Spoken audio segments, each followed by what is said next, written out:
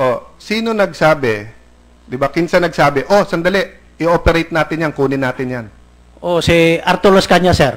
Sino nag-utos kay Arthur Las Cañas? Hindi ko na alam, sir, ang nag-utos. Hindi ko na alam ang Excuse me, nag-utos, sir. sino si Arthur Las Cañas? SPO4, sir, Las Cañas. SPO4. Ano yung Army? Police, sir, police, sir. Kasi sir, last hearing, pinapalabas mo, si Mayor Duterte ang may utos at sumusunod lang kayong lahat. Ngayon, nagbago na yung inyong statement. Talagang totoo man, sir. Yung sila nag-uusap lang, yung panggang Sally Macdong. Basta ako, wala akong nalalaman dyan. Pinatawag lang ako. So, tinuro ko naman lahat. So, hindi si Mayor Duterte ang nagpapatay. Just a moment. Let them answer, please. Just a moment. Go ahead.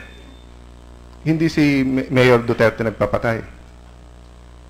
Ewan ko lang, sir. Hindi man ako kanyan, sir. Doon kay Macdong walang kilalaman si Mayor. Walang kinalaman. Okay. Dito po sa page 4,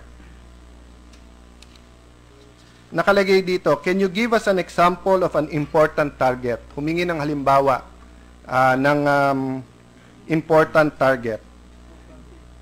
Mahalagang target nyo, no?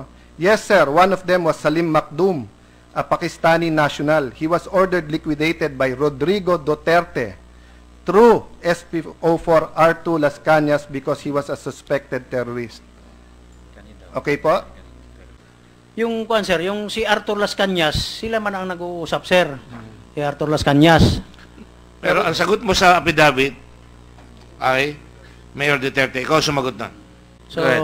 sir, Apo. order ni Mayor Duterte, si Arthur Las Cañas yan, sir, ang order, sir. Pero order yun ni Mayor Duterte, sir. Okay. Pero kung titignan po natin yung transcript kanina, sinabi mo hindi mo alam. Sir, si Las Cañas lang. Hindi ko alam kung si Mayor. Sir, nalilito ako, sir. Sorry, sir.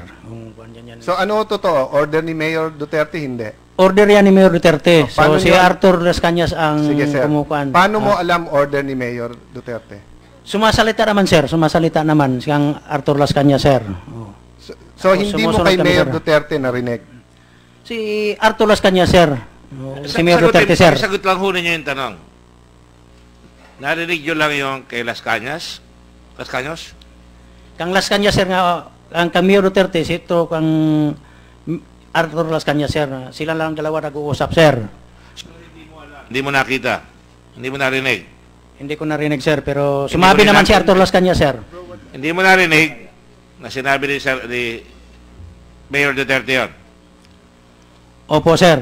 Hindi mo nakita at narinig na sinabi ni Mayor Duterte yun? Nakita ko si Mayor Duterte, sila naman na nag-uusap, sir. Pero hindi mo narinig? Hindi ko po narinig, sir. Okay. Sa madaling sabi, sinasabi lang sa'yo ni Las Cañas. Oh, si Las Cañas, sir. Okay, salamat. My point, Mr.